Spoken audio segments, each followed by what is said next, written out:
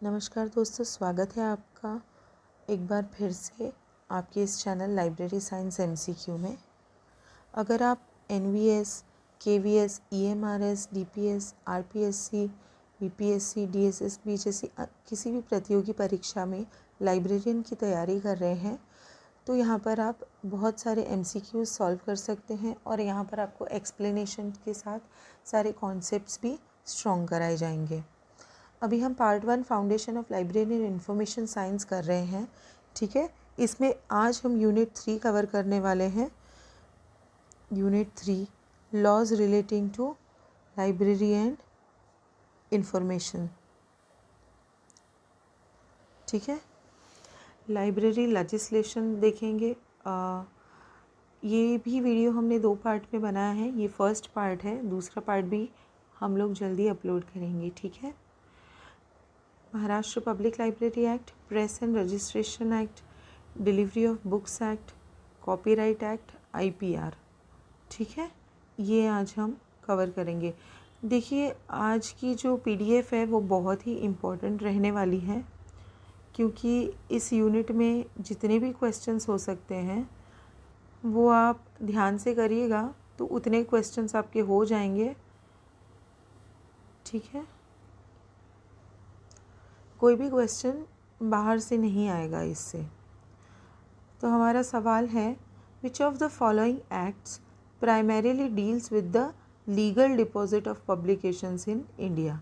निम्नलिखित में से कौन सा अधिनियम भारत में प्रकाशनों के कानूनी जमा से मुख्य रूप से संबंधित है, ठीक है। हमारे ऑप्शंस हैं the copyright act 1957, the delivery of books act 1954, the Press and Registration of Books Act 1867, D, the Right to Information Act 2005। जल्दी से बताइए, काफ़ी आसान सवाल है। जल्दी से इसका आंसर मुझे कमेंट करके बताइए, क्या होगा इसका आंसर।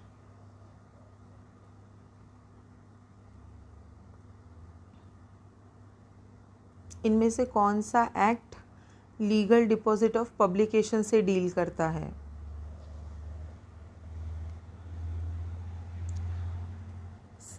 क्या होगा सही आंसर? सही आंसर है the delivery of books act 1954, ठीक है।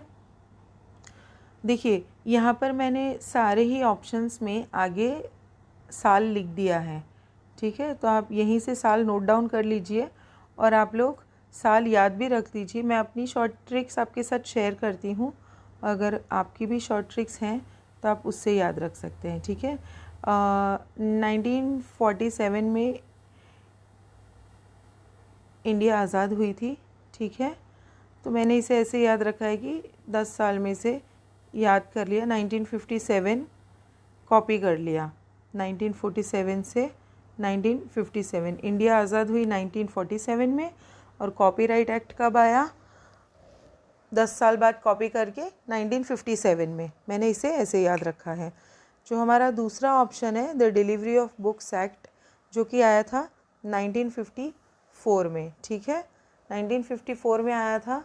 ये आज़ाद भारत का बुक्स के लिए पहला एक्ट था, ठीक है। तो इसे मैंने आज़ाद भारत का पहला एक्ट करके याद रखा है, ठीक है, 1954 में। फिर नेक्स्ट ऑप्शन है the press and registration of books act, जो कि आया था 1867 में। ये सबसे पुराना एक्ट है, तो आप इसे याद रख सकते हैं। ये अंग्रेज़ों के ज़माने का एक्ट था जिसे लागू किया गया था पब्लिशिंग और प्रिंटिंग इंडस्ट्री को एक छत के नीचे लाने के लिए, ठीक है, 1867। ताकि उस समय में क्या होता था दोस्तों कि हमारे जो भी क्रांतिकारी थे, आज़ादी के जो क्रांतिकारी वीर योद्धा थे लड़ने वाले, उनका जो भी प्रकाशन आता था वो भी अपनी मैगज़ीन्स, न्यूज़पेपर चलाया करते थे ताकि उनकी बात ज़्यादा से ज़्यादा लोगों तक पहुँचे। और अंग्रेज़ों को ये बात रास नहीं आती थी, इसीलिए उन्होंने ये एक्ट लाया था जिसके तहत जितनी भी पब्लिशिंग और प्रिंटिंग इंडस्ट्री थी उनको लीगलाइज़ किया गया और उनके कंट्रोल के बाहर कुछ भी प्रिंट करना लगभग बैन ही था। नहीं कर सकते हो आप, ऐसा था। तो ये वो एक्ट था 1867 वाला, press and registration books act, ठीक है। और राइट टू इंफॉर्मेशन एक्ट जो है वो 2005 सबसे नया एक्ट है, ठीक है। ये 2005 राइट टू इंफॉर्मेशन एक्ट सबसे नया है, ठीक है। इसके तहत आप गवर्नमेंट बॉडीज़ की जो भी जानकारी है वो एम्प्लॉय से रिलेटेड है या फंड से रिलेटेड है, वो आप इसके तहत पूछ सकते हैं। जैसे कि आपकी कॉलेज में, आपकी यूनिवर्सिटी में जो भी फ़ंड एलोकेट होता है, ठीक है, तो उसमें आप ये जानकारी पूछ सकते हैं कि लाइब्रेरी को कितना फ़ंड एलोकेट हुआ है और बाकी चीज़ों पर कितना फ़ंड एलोकेट हुआ है, ठीक है। तो ये इसी एक्ट के अंतर्गत आता है कि आपको ये पूछने का अधिकार है, ठीक है। तो डिलीवरी ऑफ बुक्स एक्ट कब आया था? 1954 में आया था और 1956 में इसका अमेंडमेंट हुआ था, जिसमें न्यूज़पेपर शब्द जो है, न्यूज़पेपर, वो जुड़ गया था, ठीक है। न्यूज़पेपर वर्ड जो है वो जुड़ गया था कब? 1956 में। एक्ट कब आया था? डिलीवरी ऑफ बुक्स एक्ट 1954 में, और न्यूज़पेपर वर्ड कब जुड़ा? 1956 में, ठीक है। ये याद रख लीजिए। इसका मुख्य उद्देश्य क्या है? नेशनल रिकॉर्ड ऑफ पब्लिकेशंस को प्रिजर्व करना। क्या है इसका मुख्य उद्देश्य? नेशनल रिकॉर्ड ऑफ पब्लिकेशंस को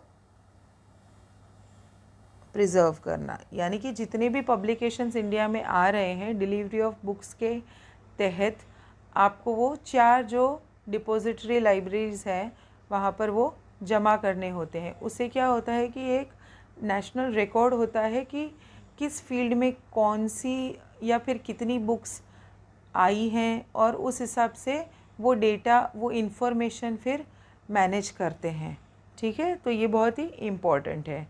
इसीलिए publishers are required to deposit copies of their books, newspapers and other materials with libraries like the National Library of India and other designated repositories, ठीक है। टोटल 4 रिपोजिटरीज़ हैं, ठीक है, including National Library of India, ठीक है। इससे क्या होगा? हमारी जो आने वाली जनरेशन है, ठीक है, जैसे कि, ठीक है, तो जितनी स्ट्रॉन्ग लाइब्रेरी होगी उतना ही आने वाली जनरेशन्स के लिए इंफॉर्मेशन और नॉलेज अवेलेबल होगा, ठीक है। चलिए, द कॉपीराइट एक्ट 1957 किससे डील करता है? Protection of IPR, intellectual property rights, ठीक है। इसमें ऑथर्स और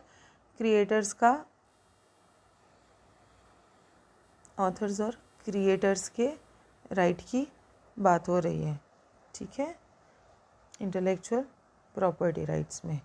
उसके अलावा जो press and registration of books act है जो कि 1867 में आया था, वो तो उसका तो मेन फोकस क्या था? Registration of publishers and printers, ठीक है। वो कोई मैंडेट नहीं करता डिपॉजिट ऑफ बुक्स के लिए। और जो राइट टू इंफॉर्मेशन एक्ट है 2005 में, वो सिटीजन्स को ये राइट देता है कि वो जो भी पब्लिक अथॉरिटीज़ के पास इंफॉर्मेशन है जो सेंसिटिव नहीं है, वो एक्सेस दे सके, आपको वो इंफॉर्मेशन अवेलेबल करा सके, ठीक है। चलिए आगे बढ़ते हैं।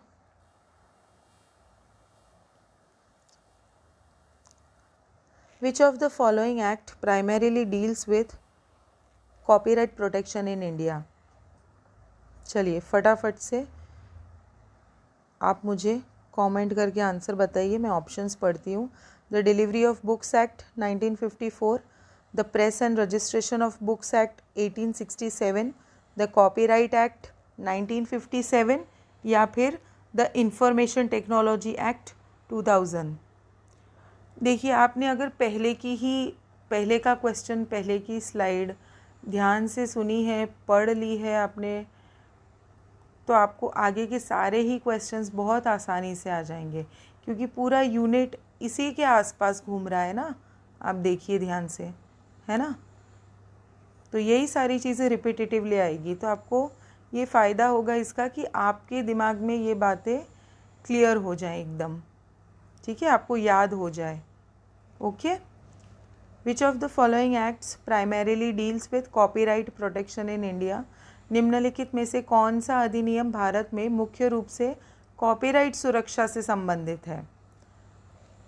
Definitely the answer is the copyright act 1957। Okay, इसमें कुछ भी डिफ़िकल्ट नहीं था। ठीक है, कॉपीराइट एक्ट जो है 1957 का, उसका मेन ऑब्जेक्टिव क्या है? कॉपीराइट को गवर्न करना। ठीक है, जिससे कि ओरिजिनल लिटरेचर है, ड्रामा है, म्यूज़िकल या कोई भी आर्टिस्टिक वर्क्स को प्रोटेक्शन मिल सके, फिल्म्स, साउंड रिकॉर्डिंग्स, राइट। और ये जो कॉपीराइट एक्ट है, इसी के तहत जो भी सपोज़ मैंने कोई भी गाना बनाया, ठीक है, let's say I created a song.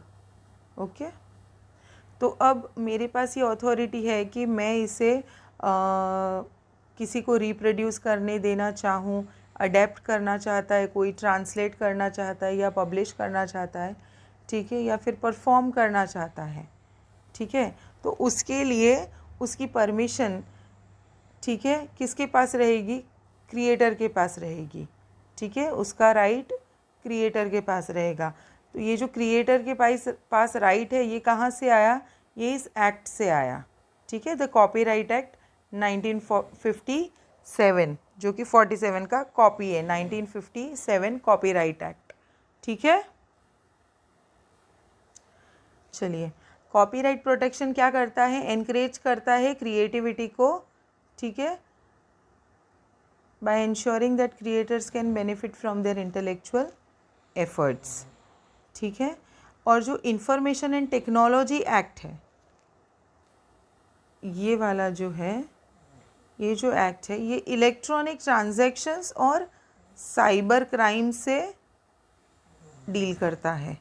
ठीक है, किससे डील करता है?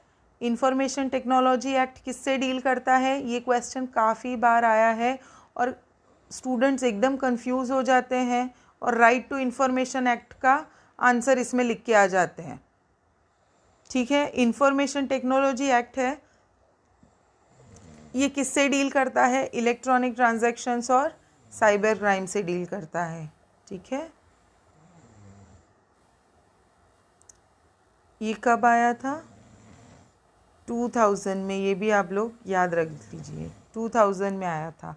इंफॉर्मेशन टेक्नोलॉजी एक्ट 2000 में आया था और ये किससे डील करता है? इलेक्ट्रॉनिक ट्रांजैक्शंस, जैसे कि आप पेमेंट के लिए गूगल पे यूज़ करते हो, ठीक है, तो पेमेंट के लिए आप गूगल पे यूज़ करते हो, तो गूगल पे से आपने जो ट्रांजैक्शन किया वो इलेक्ट्रॉनिक ट्रांजैक्शन है।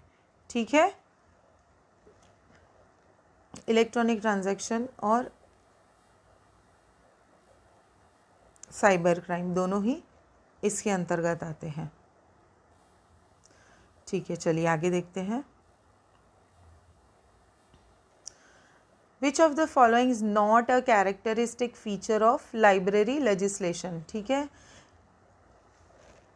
अब देखिए यहाँ पर जब भी आप कोई सवाल पढ़ते हैं तो ध्यान दीजिए कि कहीं उसमें नॉट तो नहीं है, बिकॉज नॉट से क्या होता है कि पूरा क्वेश्चन का कई बार मीनिंग ही चेंज हो जाता है। ठीक है, तो not is a very important word, never just ignore it और read it in your mind while you are reading a question. ठीक है, so which of the following is not a characteristic feature of library legislation? ठीक है, निम्नलिखित में से कौन सी पुस्तकालय विधान की विशेषता नहीं है? ठीक है, नहीं है पर जोर देना है। चलिए हमारे ऑप्शंस देखते हैं। It ensures stable funding for libraries, A, B, it defines the roles and responsibilities of library staff, C, it restricts access to information based on political viewpoints, D, it establishes a framework for library governance and management। ठीक है, सवाल क्या है? क्या नहीं है library legislation का feature? ठीक है, मतलब लाइब्रेरी लेजिस्लेशन क्या नहीं करता है। ठीक है, फटाफट से इसका आंसर बताइए, बहुत ही आसान क्वेश्चन है ये। चलिए कई बार एग्जाम्स में ऐसा होता है कि जो आपके ऑप्शंस हैं वो ट्रिकी नहीं है, वो बहुत ही सिंपल होते हैं, लेकिन क्वेश्चन ट्रिकी होता है। ठीक है, this is one such question. क्या आएगा? So definitely library legislation does not restrict access to information based on political viewpoints. ठीक है, it cannot be biased. ठीक है, in simple words. ठीक है, तो यह राजनीतिक दृष्टिकोणों के आधार पर संरचना तक पहुंचने को प्रतिबंधित करता है, ये इसका फीचर नहीं है। ठीक है, चलिए इसका लाइब्रेरी लेजिस्लेशन का जो मुख्य उद्देश्य है वो क्या है? एक्सेस देना, इंफॉर्मेशन का एक्सेस देना। ठीक है, कैसे? एक फ्रेमवर्क बना के। ठीक है, तो ये पॉलिटिकल व्यू पॉइंट्स तो इसका एकदम उल्टा ही हो गया है ना, तो इसीलिए वो तो नहीं होगा। ठीक है, और इसमें भी कॉपीराइट रिस्ट्रिक्शंस और क्लासिफाइड इंफॉर्मेशन पर रिस्ट्रिक्शन हो सकते हैं, लेकिन इन जनरल एम मतलब इन जनरल वो हमेशा इंफॉर्मेशन एक्सेस को इजी बनाने की कोशिश करेगा, ना कि ये नहीं देना है, ये छुपा लेना है, ये मत दो, ऐसा नहीं होता है। ठीक है ना, it focuses on securing funds. पूरा जो फ्रेमवर्क है, ठीक है, कि लाइब्रेरी का पूरा जो इंस्टीट्यूशन चलेगा वो लाइब्रेरी लेजिस्लेशन के बिना नहीं चलेगा, क्योंकि फंड्स से लेकर स्टाफ, उसका स्ट्रक्चर कैसा होगा, वो सभी लाइब्रेरी लेजिस्लेशन ही इंश्योर करता है। ठीक है, ताकि लाइब्रेरी सर्विस को इफ़ेक्टिवली पहुंचाया जा सके। ठीक है, सो लाइब्रेरी लेजिस्लेशन के बिना तो पब्लिक लाइब्रेरीज़ या लाइब्रेरीज़ एग्जिस्ट ही नहीं कर सकती। चलिए अगला क्वेश्चन देखते हैं। विच of the following best describes the scope of the press and registration of books act 1867? कौन सा प्रेस और पंजीकरण अधिनियम 1867 के दायरे का सबसे अच्छा वर्णन करता है? ठीक है, चलिए हमारे ऑप्शंस देखते हैं। ये भी काफ़ी आसान सवाल है। आपने पहले वाली जो स्लाइड है वो ध्यान से पढ़ ली है, तो आपके लिए ये पूरा PDF will be a cake walk, so don't worry. ठीक है, चलिए क्वेश्चंस पे ध्यान दीजिए और बार बार देखिए, जो साल रिपीट हो रहे हैं, बार बार आ रहे हैं, उसे आप बार बार बोलिए, बार बार लिखिए, उसको आप याद कर लीजिए। ठीक है, it deals with the copyright protection for authors. तो अभी तक मैं ये मान के चल रही हूँ कि सारे ही बच्चे ध्यान से पढ़ रहे हैं, तो सबको पता है कि ये ऑप्शंस है और ये नहीं है। ठीक है, तो आप अपना आंसर कमेंट करके मुझे ज़रूर बताइएगा। बी ऑप्शन है, it regulates the printing and publishing industry including registration of publishers. C है, it mandates the deposit of books in designated libraries. और डी है, it provides for the establishment and maintenance of public libraries. ठीक है, obviously इसका answer क्या होगा? हमने पहले ही पढ़ा था, it regulates the printing and publishing industry including registration of publishers. यही तो इसका मेन काम है। मैंने आपको स्टार्टिंग में ही स्टोरी सुनाई थी पूरी, राइट? तो जिसको भी वो स्टोरी याद है उसे पता है कि यही है इसका मेन काम, जो था वो यही था। ठीक है, डिपॉजिट ऑफ बुक्स एक्ट नहीं, वो डिलीवरी ऑफ बुक्स एक्ट के अंतर्गत आता है। ठीक है, establishment and maintenance of public libraries, ये सब लाइब्रेरी लेजिस्लेशन के अंदर आता है। ठीक है, और प्रोटेक्शन ऑफ कॉपीराइट एक्ट भी अभी हमने पढ़ा, वो तो securing the rights of the creators के लिए है। ठीक है, तो ये और वो दोनों अलग अलग हैं, ठीक है। It primarily focuses on regulating the printing presses and the publications of books and newspapers. ठीक है, इसका मुख्य उद्देश्य यही है, पब्लिकेशंस को और प्रिंटिंग प्रेस को रेगुलेट करना, ठीक है। मुख्य तौर पर जितनी भी प्रिंट्स और पब्लिकेशंस हैं वो यहाँ पर रजिस्टर होती हैं, ठीक है।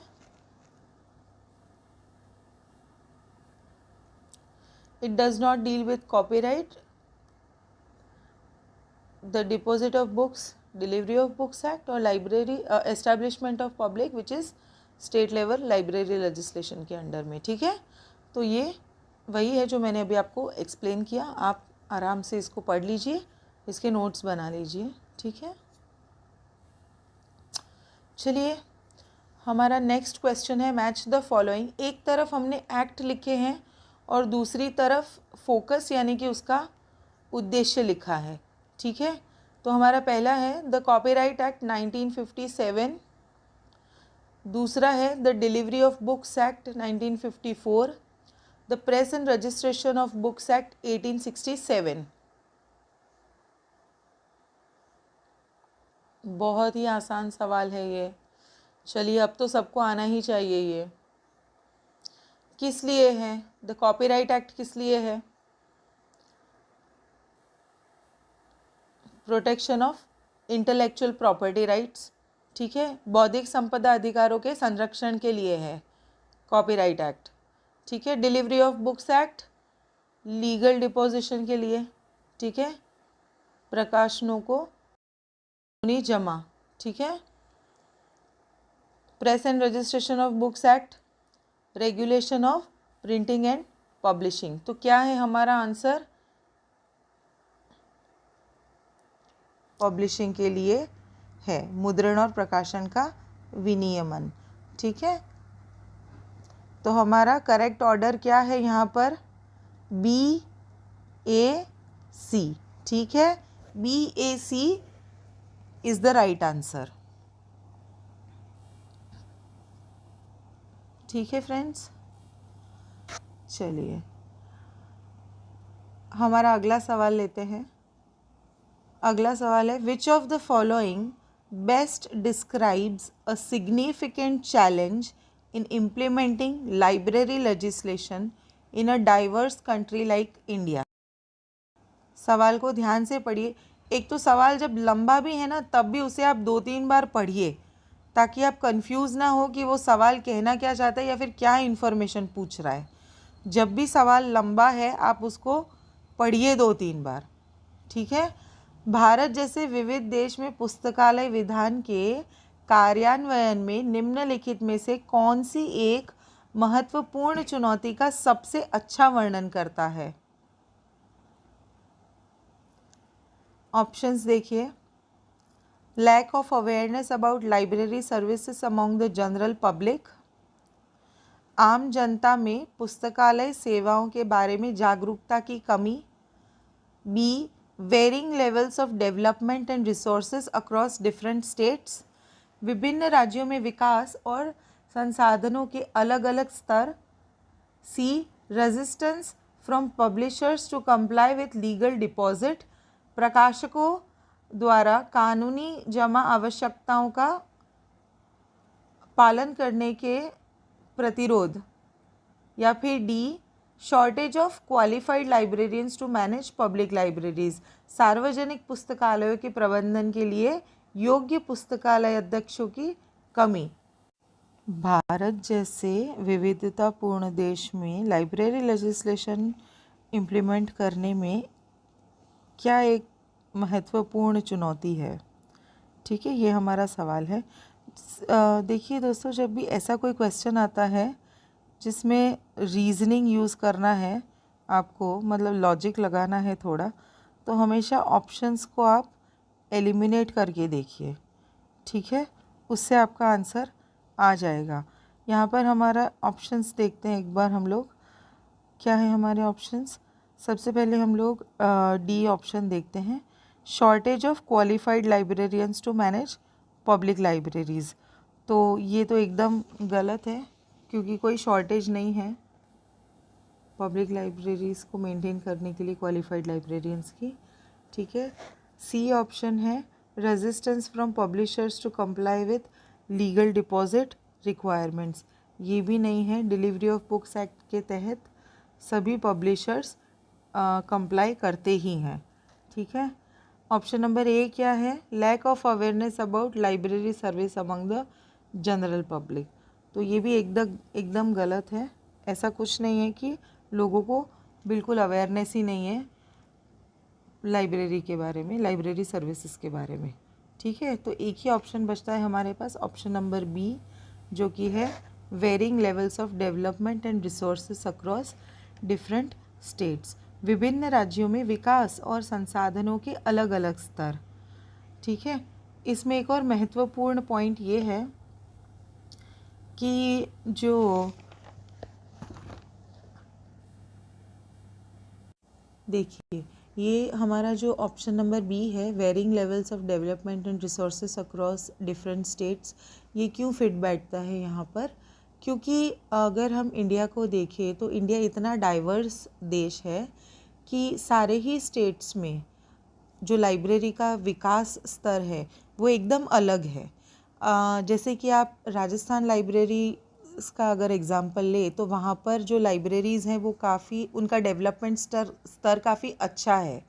वहाँ पर आपको हर एक स्कूल में भी लाइब्रेरियन मिलेगा, वहाँ पर पब्लिक लाइब्रेरीज़ भी काफ़ी ज़्यादा विकसित है, ठीक है। लेकिन यही आप उसके एकदम नेबर स्टेट, पड़ोसी स्टेट जो गुजरात है, वहाँ पर देखिए तो वहाँ पर अभी भी जो भी गवर्नमेंट स्कूल्स है उसमें लाइब्रेरी की फैसिलिटी नहीं है और ना ही लाइब्रेरियन है, ठीक है। तो ऐसी सिचुएशन में एक ही पॉलिसी सारे ही स्टेट्स में आप कैसे लागू कर सकते हैं, ठीक है, लेजिस्लेशन कैसे लागू हो सकता है, ठीक है। और रिसोर्सेज भी सेम नहीं होते हैं, कोई बुक अगर पब्लिश होती है तो कहीं कहीं जगह पर वो दूसरे दिन अवेलेबल हो जाती है, और किसी किसी जगह जैसे कि कोई नॉर्थ ईस्टर्न स्टेट है तो वहाँ तक पहुँचने में उसको काफ़ी समय लग जाएगा, ठीक है। तो इसी कारण से जो लेजिस्लेशन है वो फ्लेक्सिबल रखा गया है और वो स्टेट्स के पास ही रखा गया है, वही उसको अडेप्ट और इम्प्लीमेंट करते हैं पॉलिसीज़ उनकी नीड्स और रिसोर्सेज के हिसाब से, ठीक है फ्रेंड्स। ये थोड़ा टफ क्वेश्चन था तो आप लोग ध्यान दीजिएगा। चलिए नेक्स्ट क्वेश्चन है, विच of the following is a potential impact of digital technologies on copyright law in libraries.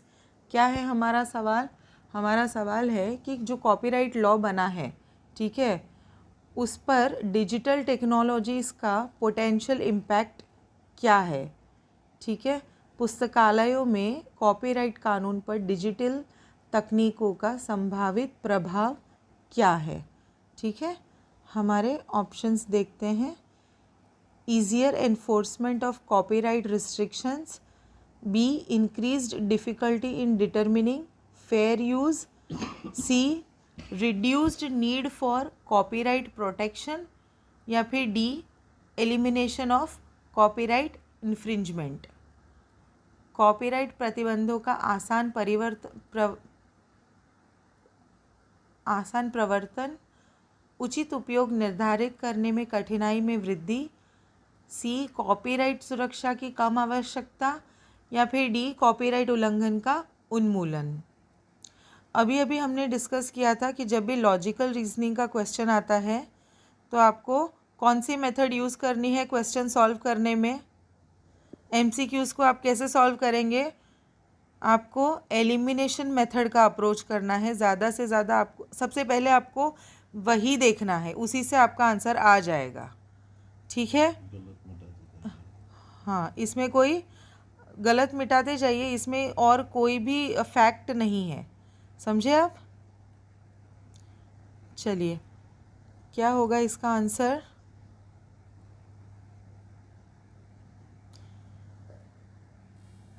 Elimination of copyright infringement. ये तो बिल्कुल ही नहीं होगा कि कॉपीराइट नियम को ही हटा दिया जाए, ठीक है। C reduce need for copyright protection, तो ये भी नहीं होगा, ठीक है, जैसे जैसे डिजिटल एज बढ़ रही है, डिजिटल टेक्नोलॉजीज़ बढ़ रही है, वैसे वैसे नीड फॉर कॉपीराइट प्रोटेक्शन तो ज़्यादा हो रही है उल्टा। ठीक है, तो ये तो एकदम कॉन्ट्राडिक्टरी पॉइंट है, तो ये भी एलिमिनेट हो जाएगा। अब दो ऑप्शंस बचे हैं हमारे पास, ए और बी। ए क्या है, easier enforcement of copyright restrictions, तो ये इसमें कोई हेल्पफुल नहीं रहने वाला है, इसलिए ये भी एलिमिनेट हो जाता है। ठीक है, तो हमारे पास एक ही ऑप्शन बचता है B, which is increased difficulty in determining fair use. ठीक है, increased difficulty in determining fair use, ये है हमारा सही आंसर। चलिए हमारे इस ऑप्शन को समझते हैं, increased difficulty in determining fair use. देखिए, इसको एकदम आसान तरीके से समझते हैं कि जैसे कि कोई फ़िल्म रिलीज़ हुई, ठीक है, हमारे देश में जब भी कोई फ़िल्म रिलीज़ होती है तो वो थिएटर में आती है। ठीक है, काफ़ी सारे लोग उसे थिएटर में देखने भी जाते हैं, लेकिन एक पूरा अलग वर्ग है जो सिर्फ़ और सिर्फ टेलीग्राम चैनल से डाउनलोड करके देखता है, या टेलीग्राम चैनल पे उपलब्ध कराता है, डिस्ट्रीब्यूट भी करता है आगे। ठीक है, तो ये क्या हो गया, कॉपीराइट इन्फ्रिंजमेंट हुआ। डिजिटल टेक्नोलॉजी की वजह से, डिजिटल एडवांसमेंट की वजह से उसकी डुप्लीकेट कॉपी बनाना, कॉपीराइट इन्फ्रिंजमेंट करना इतना आसान हो गया है कि हम बता नहीं सकते कि कौन उस जो भी मटेरियल या रिसोर्स लिया है उसका फेयर यूज़ कर रहा है। ठीक है, जैसे कि कोई भी वीडियो है तो वो अपने आप को, अब आपको वो फ़िल्म अच्छी लगी, आपने देखी भी, आपने तारीफ़ भी की, लेकिन जिन लोगों ने उनमें काम किया है, जिन्होंने उस फ़िल्म में पैसे लगाए हैं, ठीक है, क्या उनको उसका रिटर्न मिलेगा? उतना नहीं मिलेगा। क्यों? क्योंकि आपने वो फ़िल्म कॉपीराइट इन्फ्रिंजमेंट में देखी, एक डुप्लीकेट कॉपी के तौर पर देखी है। ठीक है, तो ये फेयर यूज़ नहीं हुआ। लेकिन डिजिटल एडवांसमेंट की वजह से ये पता लगाना बहुत मुश्किल हो जाता है, क्योंकि ये लाइन बहुत ब्लर हो गई है कि कौन फेयर यूज़ कर रहा है और कौन नहीं कर रहा है, कौन कॉपीराइट इन्फ्रिंजमेंट करके भी यूज़ कर रहा है।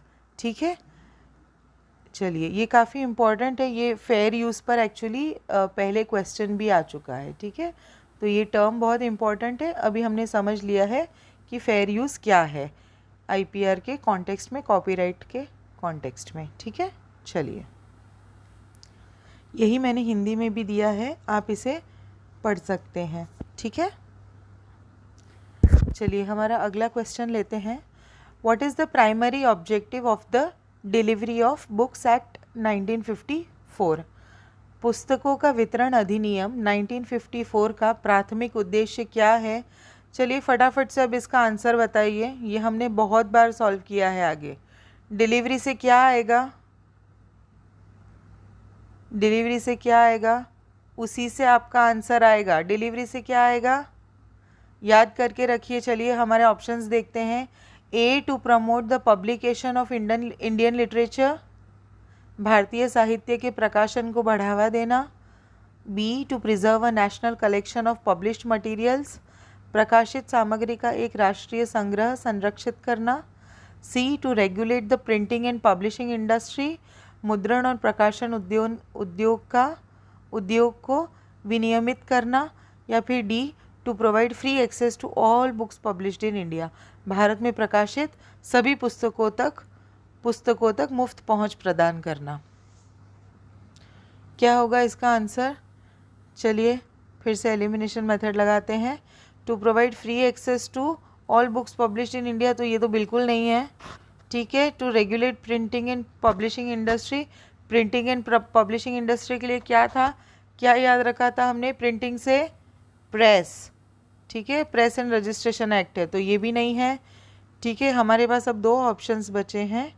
ए है to promote the publication of Indian literature, तो ये भी नहीं है। तो हमारा ऑप्शन जो बचा है वो है B, which is also the answer of this question, to preserve a national collection of published materials. ठीक है, ये हमने पहले भी डिस्कस किया था कि जितने भी पब्लिश्ड मटेरियल्स हैं उनका एक नेशनल कलेक्शन प्रिजर्व करना हमारी आने वाली जनरेशन्स के लिए। ठीक है, कौन से एक्ट में? डिलीवरी ऑफ बुक्स एक्ट 1954 के तहत। ठीक है, चलिए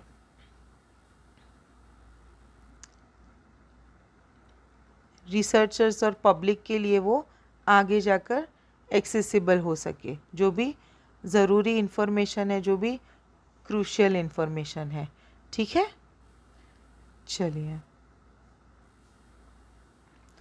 अगला क्वेश्चन देखते हैं। विच of the following is not typically considered a component of intellectual property rights. ठीक है, इंटेलेक्चुअल प्रॉपर्टी राइट्स का कंपोनेंट नहीं है इनमें से। ठीक है, चलिए क्या है हमारे options? A copyright, B patent, C trade secrets, या फिर डी ओपन एक्सेस लाइसेंसेस। चलिए अपना आंसर मुझे कमेंट में बताइए पहले। फिर सीक्रेट्स भी आईपीआर। और जो ओपन एक्सेस लाइसेंसेस हैं, ठीक है, ओपन एक्सेस लाइसेंसेस क्या होता है कि जो भी कॉपीराइटेड मटेरियल है, ठीक है, जैसे कि कोरोना की वैक्सीन हो गई, ठीक है, तो उसे यूज़ करने के लिए जो लाइसेंस प्रोवाइड होता है कि हम आपके साथ अपना ये रिसोर्स है उसे शेयर करेंगे, या फिर जो भी उसका टेक्निक है, वे ऑफ इन्वेंशन है, वो शेयर करेंगे, लेकिन उसका लाइसेंस तो आपके पास रहेगा, लेकिन वो हमेशा ही इसी कंपनी का रहेगा। ठीक है, जैसे कि कोविशील्ड है तो वो अब जिस कंपनी ने लॉन्च किया वो उसी कंपनी का रहेगा। वो आगे अगर ओपन एक्सेस लाइसेंस किसी को शेयर करता है तो वो कंपनी उसका प्रोडक्ट बना सकती है, लेकिन जो कॉपीराइट है वो उसी के पास है, इसीलिए नाम है, ट्रेडमार्क है, वो उसी एजेंसी का, उसी कंपनी का या उसी क्रिएटर का रहेगा। ठीक है, तो ये होता है ओपन एक्सेस लाइसेंसेस, और ये कंपोनेंट नहीं है आईपीआर का। ठीक है, क्योंकि ये रिसोर्स शेयरिंग में एक तरह से काम आता है। ठीक है, कॉपीराइट के तहत काम आता है। ठीक है ना, चलिए इसलिए आईपीआर नहीं है।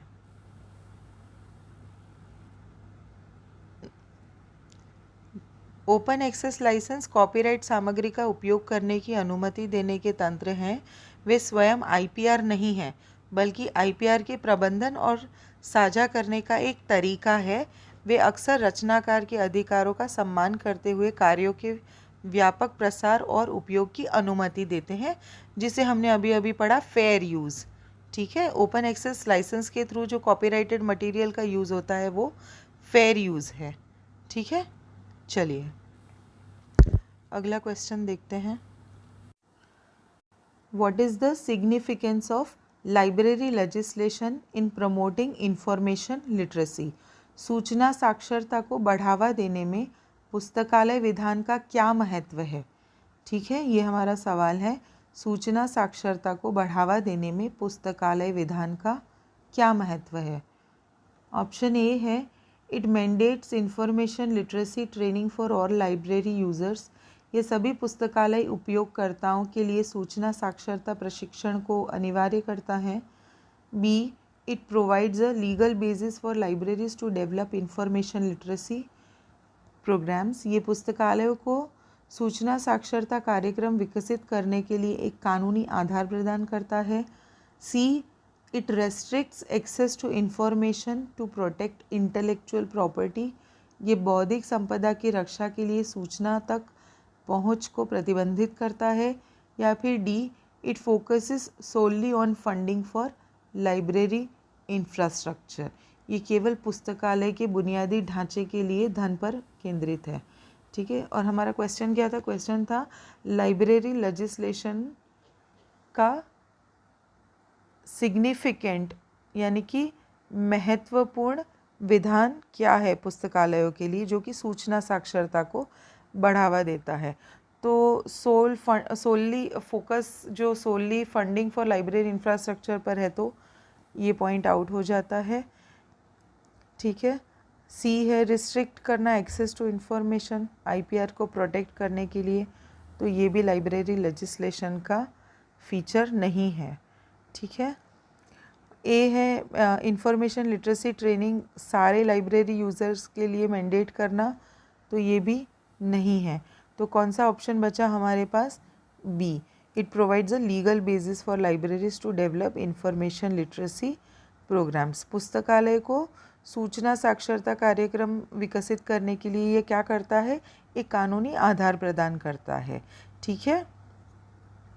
जैसे कि area, stock of books, funds. ठीक है। चलिए, सभी लोगों तक इक्वल अमाउंट में इंफॉर्मेशन पहुँचे डिजिटल एज में, ये हमारा सवाल है। और हमारे ऑप्शंस क्या हैं? A, the abundance of information available online, online उपलब्ध जानकारी की प्रचुरता। B, the digital divide and unequal access to technology, digital divide और प्रौद्योगिकी तक असमान पहुँच। C, the decreasing cost of internet access, internet access की घटती लागत। या फिर D, the increasing availability of digital resources, digital संसाधनों की बढ़ती उपलब्धता। ठीक है। तो इक्विटेबल एक्सेस प्रोवाइड करने में, समान पहुंच सुनिश्चित करने में क्या चुनौती आ रही है? तो इसका आंसर क्या होगा? आप थोड़ा सा ध्यान लगाइए यहाँ पर। Increasing availability of digital resources तो नहीं होगा। ठीक है, ये तो हेल्प करेगा उल्टा। दूसरा है decreasing cost of internet access, तो ये भी एक पॉजिटिव पॉइंट है। ठीक है, इंटरनेट एक्सेस अगर सस्ता है तो ज़्यादा से ज़्यादा लोग उसे एक्सेस कर सकते हैं, यूज़ कर सकते हैं। ठीक है। Abundance of information available online, no, क्योंकि उसे भी ऑर्गेनाइज किया जा सकता है। B, the digital divide and unequal access to technology, ये एक बहुत ही महत्वपूर्ण चुनौती है। क्यों? क्योंकि आप बिना टेक्नोलॉजी के जो भी इंफॉर्मेशन है उसे एक्सेस नहीं कर सकते। ठीक है, इंफॉर्मेशन तक पहुंच नहीं सकते डिजिटल डिवाइड की वजह से, क्योंकि कई जगह पर तकनीकी जो संसाधन होने चाहिए वो नहीं है। ठीक है, डिजिटल डिवाइड उन लोगों के बीच के अंतर को संदर्भित करता है जिनके पास डिजिटल तकनीकों जैसे कंप्यूटर और इंटरनेट तक पहुंच है और जिनके पास नहीं है। ठीक है, तो ये असमान पहुंच है जो कि सूचना, शिक्षा और अन्य अवसरों के लिए बाधा पैदा करती है। ठीक है। चलिए, अगला सवाल है, what is the role of library legislation in addressing the funding challenges faced by the libraries? पुस्तकालयों द्वारा सामना की जाने वाली निधि चुनौतियों का समाधान करने में पुस्तकालय विधान की क्या भूमिका है? ठीक है, जो फंडिंग से रिलेटेड चैलेंजेस लाइब्रेरीज फेस करते हैं उससे लाइब्रेरी लेजिस्लेशन कैसे एड्रेस कर रहा है या कैसे डील कर रहा है? ठीक है, ये हमारा सवाल है। और हमारे ऑप्शंस क्या है? ऑप्शन नंबर ए है, it guarantees unlimited funding for all libraries, ये सभी पुस्तकालयों के लिए असीमित निधि की गारंटी देता है। B, it can mandate dedicated funding allocations for library services, ये पुस्तकालय सेवाओं के लिए समर्पित निधि आवंटन को अनिवार्य कर सकता है।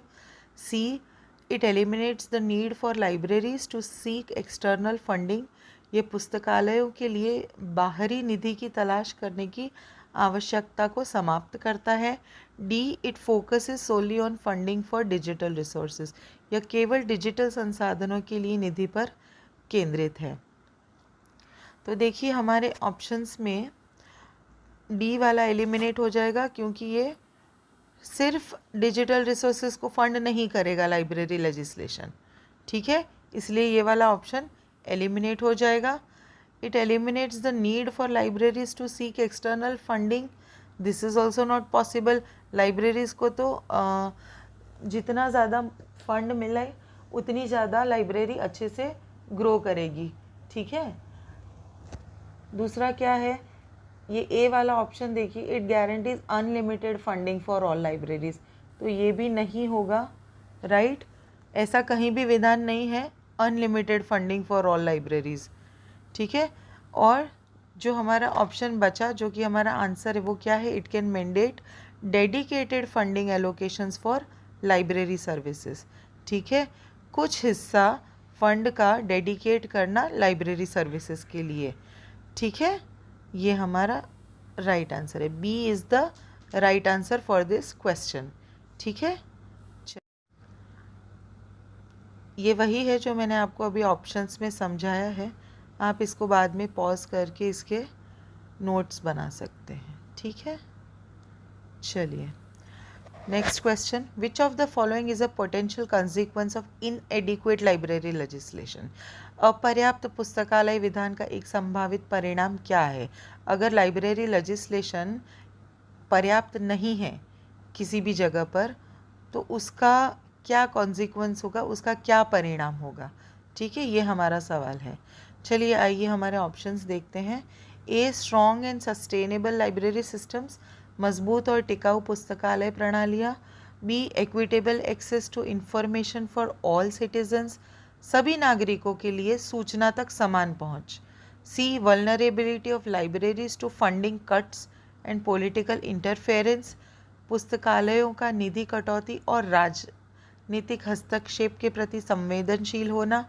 या फिर D, increased collaboration and resource sharing among libraries, पुस्तकालयों के बीच बढ़े हुए सहयोग और संसाधन साझा करना।